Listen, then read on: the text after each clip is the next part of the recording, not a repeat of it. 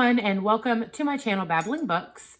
If this is your first time here, my name is Elaine, and this is going to be my February wrap-up. So I read 12 books in February, and 9 of them were on audio, and the others were copies, hard copies.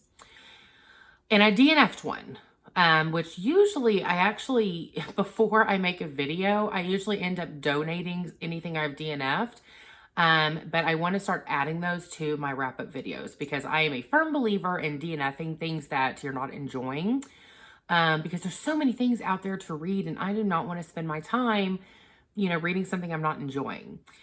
I also hope this video is not too dark. We are supposed to have some pretty bad weather here in North Texas over the next 2 days. So it's very dreary outside, and I've got every light in my room on, and I've got my ring light, but it still looks like it's kind of dim, but hopefully we can make it work. So to start with, I want to talk about the audiobooks that I listened to. The highlight of February was Eternal Life by, what's her name? Oh, sorry. Isn't that terrible? I wrote it down and now I can't read my own writing. I think that says Dara Hearne.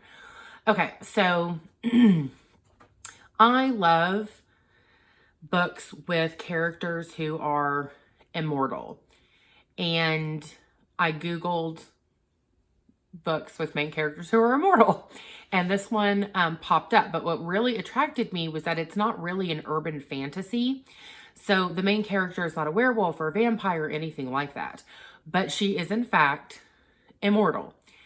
And this book is kind of difficult to talk about because I don't want to give any spoilers, and it's a really, really, really slow burn.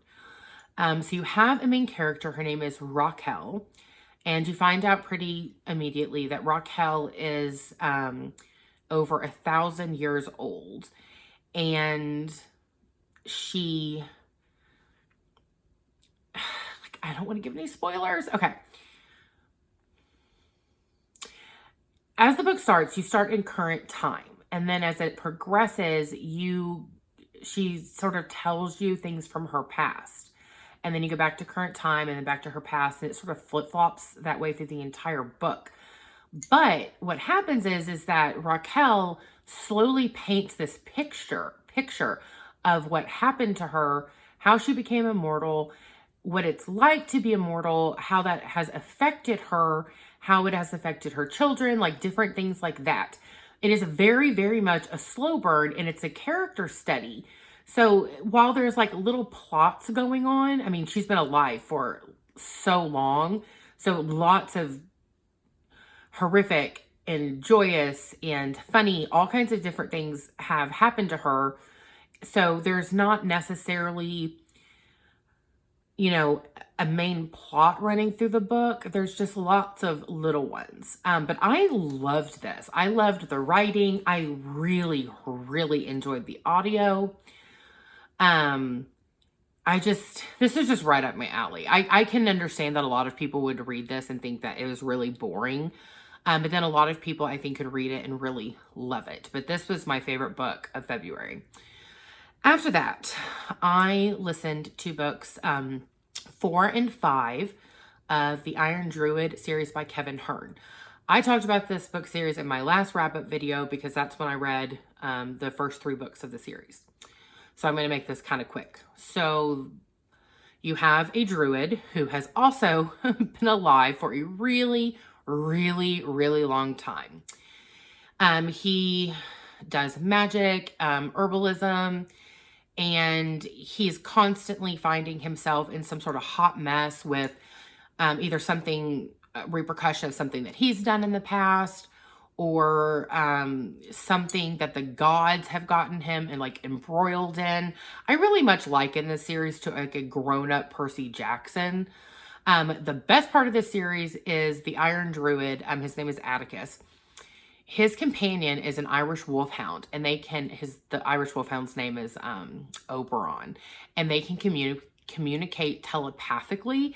It is hilarious to listen to the dog's thoughts and the things that he and Atticus talk about.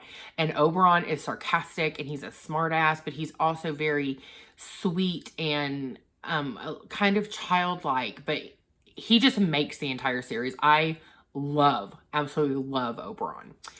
And then after that, I listened to books 1 through 5 of the Anita Blake series by Laurel K. Hamilton. I started this series like 15 years ago. I think I made it somewhere like around book 10 or 11 or 12 or something. And I got really tired of this series because it just went into an entirely different direction than it started in. And I didn't like that. So this series is about a woman who is a legal vampire executioner, and she is a consultant for the police department for paranormal crimes. And she is an animator, which is a person that raises zombies. In Anita Blake's world, the book takes place in current times in St. Louis, and vampires and lycanthropes and all those things, they are legal citizens. Everyone knows about them. And she gets called to like a murder scene, and she starts trying to help the police solve a murder. She also, like I said, she raises zombies. So like if someone dies without a will, their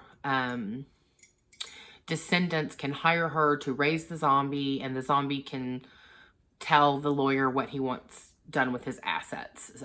So that's part of her raising zombies is part of the stories as well. And of course, because she's a legal vampire executioner, there's vampire hunting and things like that. I like this series. I've always liked this series, but I'm not enjoying it as much this time. I forgot how brutal some of the occurrences in this book are. There's torture and sexual assault and just so much cruelty.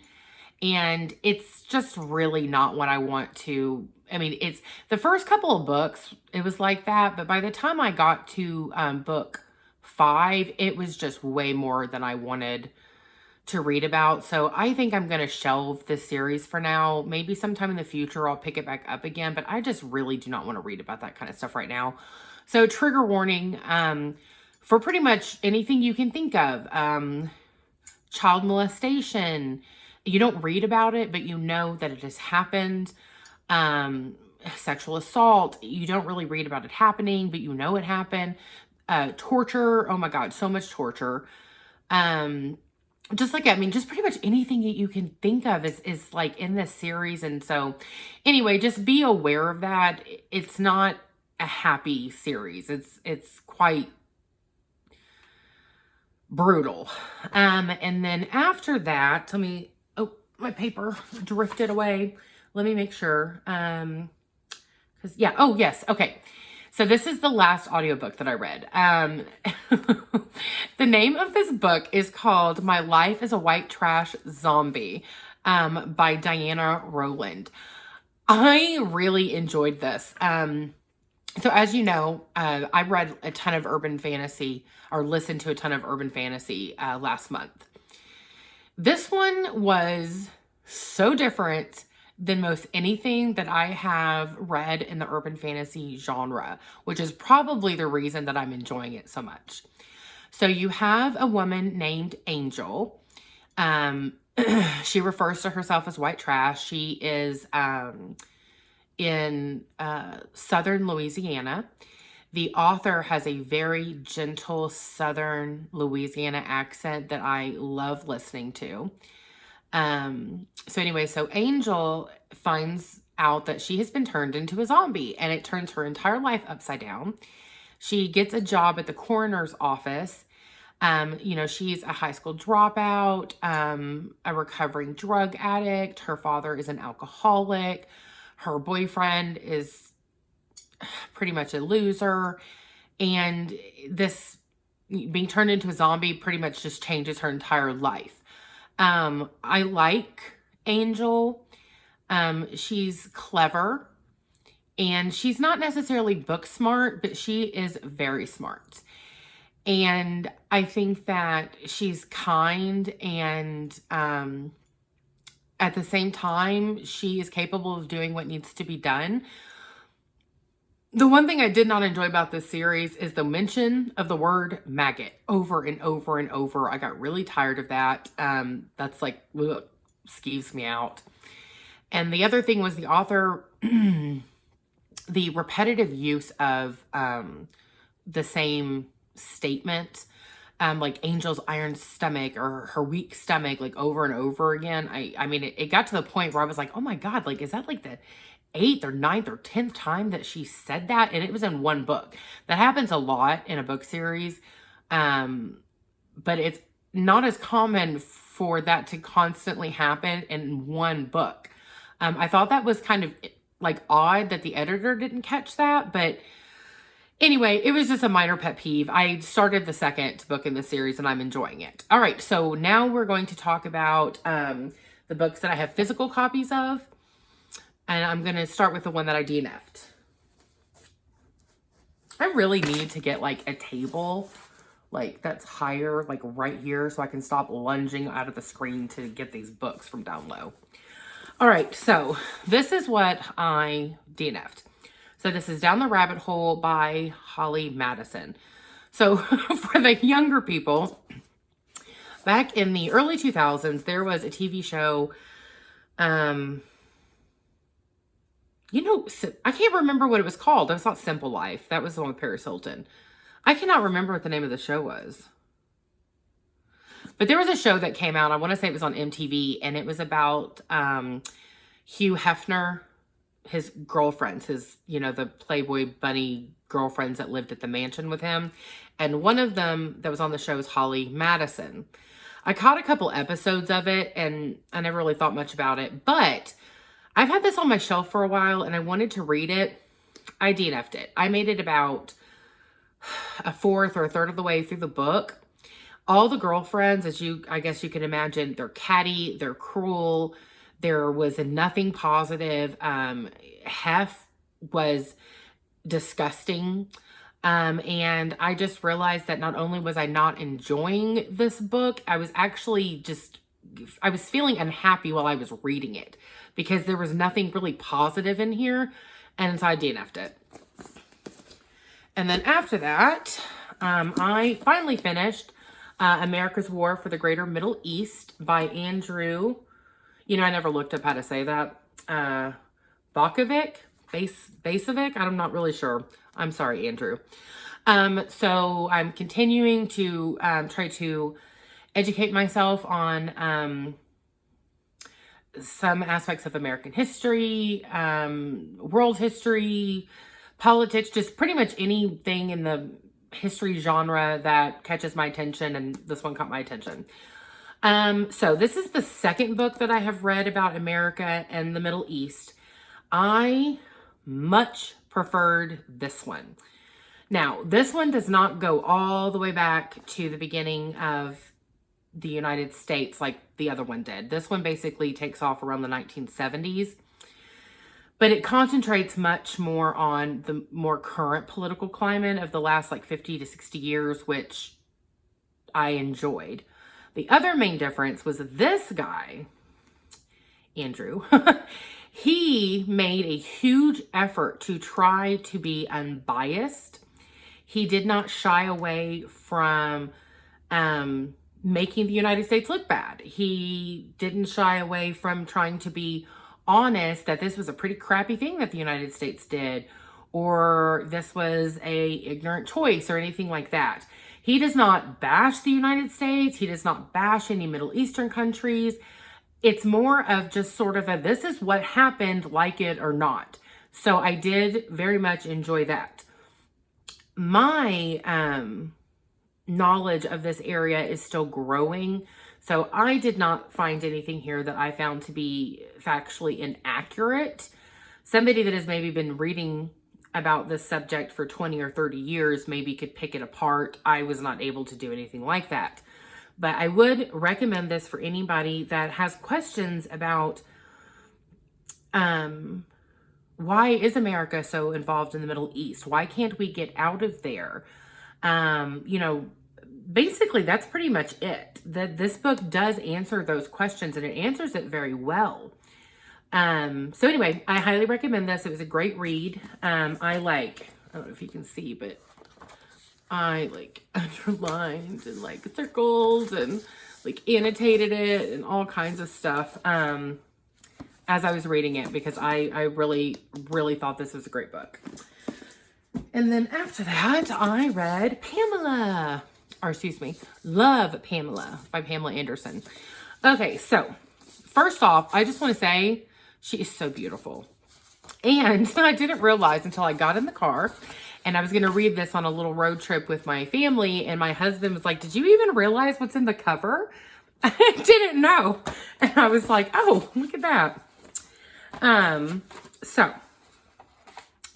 what did I think of this book? Well, number one, I was kind of disappointed that there were no pictures. I would have liked to have seen some images of her, you know, as a child and as a teenager.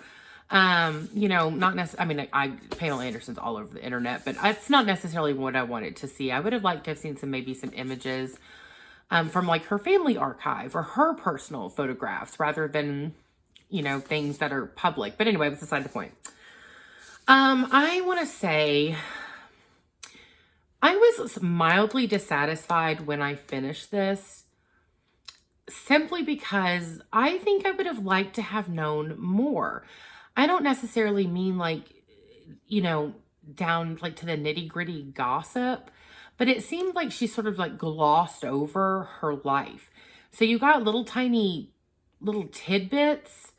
but it was just enough to give you sort of a general idea. I didn't feel like I really got to know Pamela, but I was left with the idea that the media has very much misrepresented her. You know, I grew up watching Baywatch and seeing her on the news and hearing people talk about her. And I guess I didn't even realize that I had formed the opinion, this is so terrible to say, that she was kind of, you know, trashy and not very smart and just, you know, negative things, because that's mostly what you hear now. And when I read this, I wanted to read it because I wanted to see what she was really like. And she's not stupid and ignorant and trashy and all of the things that was being said about her. So for that reason, I'm very glad that I read this. After I read it, I watched her documentary, which the two combined were fantastic, because you do get that much more well-rounded picture of her. So when I was done reading this, I, you know, discovered that Pamela is kind and smart and well-read, and a genuine person. You know, she's not putting on a persona. And when the sex tape was released, I actually thought this was incredibly clever. Everyone wanted to interview her. And she said that she could have stepped back and retreated from the public eye and tried to forget about it. But instead, when they called her and said, hey, we want to talk about your sex tape, come on our show, she would say, okay, if you donate, you know, $25,000 to PETA. And they'd agree. And she would go on the show knowing that they were going to try to humiliate her and talk to her about something that was very personal and made her very uncomfortable, but it was worth it to get that money for an organization that she supports. And that was very, very smart and so very brave.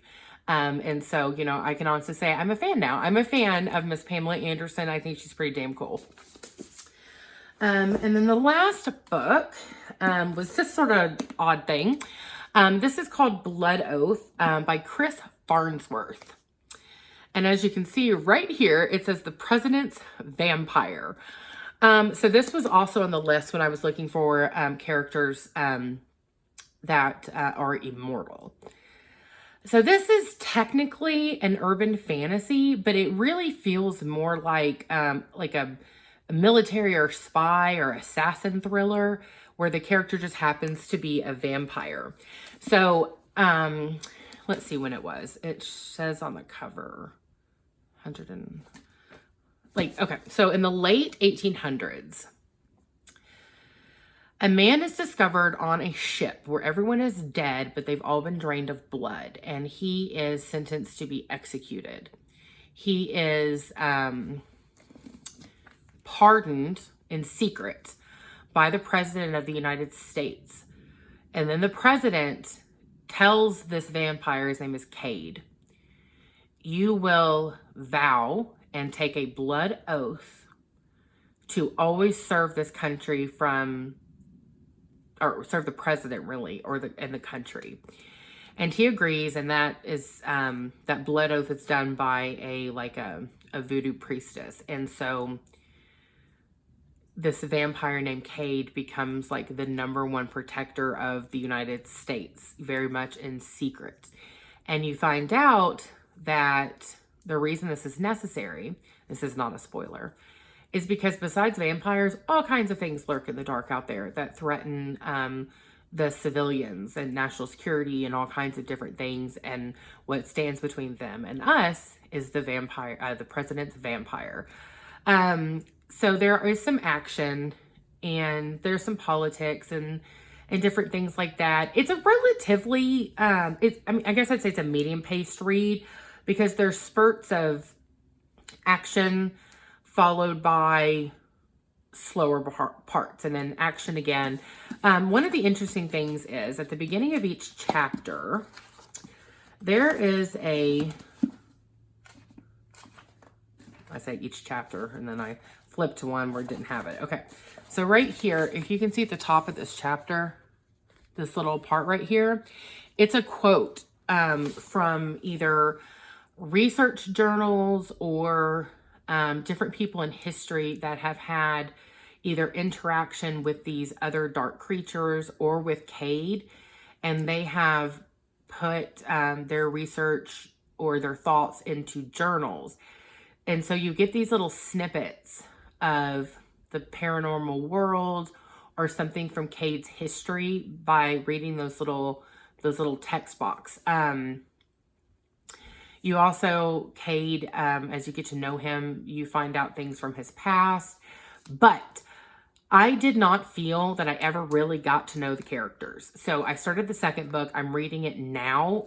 That seems to be holding true. This author's characters could desperately use being fleshed out better. I am a character-driven reader rather than a plot-driven reader. So I really feel like a book suffers when I only get to know the characters on the surface. So I'm really hoping that I will start to get to know Cade and his handler, and start to really like them as I continue the series, but who knows. So yeah, that is Blood Oath by Christopher Farnsworth. Definitely worth a read. That was a lot of fun. And that's it. So that is everything that I read in February. I'm really starting to listen to more books on audio. It's just easier to be able to put my headphones on and listen to a book while I cook or do housework, or I'm, driving to get the kids from school, than it is to try to find the time to sit down and read. I mean, I still find the time to do that, but I'm able to read more by listening to books on audio. So I'm trying to incorporate more physical books into my reading, because I really, really do enjoy the feel of a book in my hand and reading it. So I'm going to try to balance the two out a little bit better. And that's it. So February was a pretty good month. I'm pretty happy with it. And so far March, I know we're only day 2, but March is turning out pretty well too. I'm enjoying everything I'm reading. Let me know if you've read any of these, if you have any suggestions based off of the things that I enjoyed. And I hope everyone has a wonderful day, and I hope it is sunnier wherever you are compared to here. It's like in the high 60s, low 70s, so it's not cold here, but it is like super like gray and just, I want some sunshine. I'm tired of this dreary weather. Anyway, so I'll see you guys later. Bye.